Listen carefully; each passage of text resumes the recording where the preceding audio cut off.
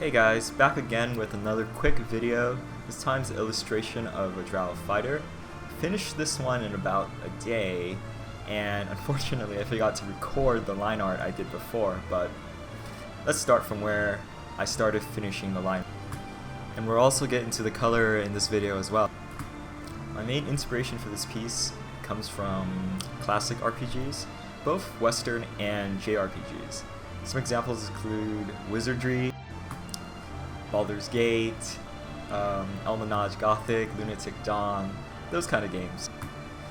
But anyways, as you can see, similar to my last video, we start out by blocking in the basic neutrals, since I want it to be a daylight kind of thing, which is kind of weird for a Drow because they're supposed to be weak against daylight. But you know what, we'll go with it. So, starting with cool undertones, trying to keep a similar palette, you know, bluish, purplish, greenish, more towards the bottom right end of the color wheel I have on the top left. And actually I really only started recently using that color wheel over the usual Photoshop color wheel, and that's because it separates the warms from the blues. But of course, warm and cold are really dependent on how you use the other colors that are surrounding. So anyways, now I'm adding on the light. As you can see, it really builds the form around the drawing. Even though this is a fairly stylized piece and mostly 2D, I would say, I think we still like some form of dimension so it doesn't look as flat. But I didn't want to get into things such as soft and hard edges on this one because I really wanted to keep it simple. As you can see, the light source is coming from the top right of this drawing, but in reality, you can put the light source anywhere you want it to.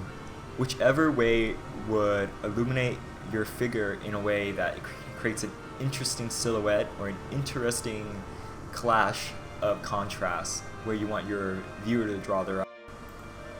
Now I really want to build the form of the drawing.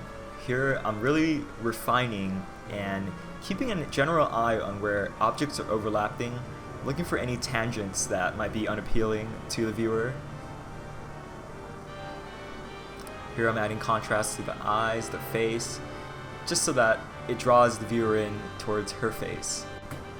I also noticed that she kind of looks like Zarya from the Overwatch series, so I thought I'd get rid of that scar on her forehead. Here I'm playing with a little bit of accessories. Adding a little black in such a way that on her legs that I'm showing that one leg is moved towards the back and one leg is moved towards the forward, and that is the direction or the contour lines that are going around her leg. And that's a really important tool that I like to use in my drawings because it really adds form simply with lines. Also remember to flip your drawing often, and this helps you spot out any errors, especially in size, shape, or disparity of orientation. But I would not keep flip-flopping because what happens is your image eventually becomes too neutral because you really want your image to draw the viewer towards a certain direction on your drawing. And when you flip your drawing, what happens is you reverse that kind of composition that you're trying to.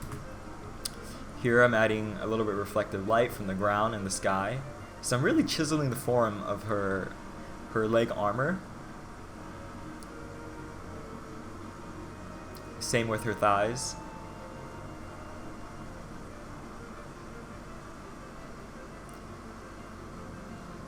And a little bit on her torso. And of course a little bit on her face as well. You can pick and choose, really. It's just a drawing. You don't have to make it as realistic as possible. Do it where you think it will look good and where it will create contrast and build the form so the viewer can have a better idea of what something actually is. So I actually forgot to keep recording towards the finish of this piece, but the steps are pretty much the same. You use your color value and color temperatures to finish the drawing or create an illusion of a 3D piece. And as you can see in the finished drawing, I added a little bit more accessories. I made her sword and the sword scabbard, if that's called, the sword sleeve. Anyways, I made it more subdued so that you could focus on the figure in a silhouette. I also added a more warm backdrop so that her mostly cool body would pop forward. Anyways, I hope you enjoyed this video. My next video will probably be about line art or something like that, but hey, if you have any comments, questions, put them below, or you can send it onto my Twitter or my Tumblr. I'll put the links below.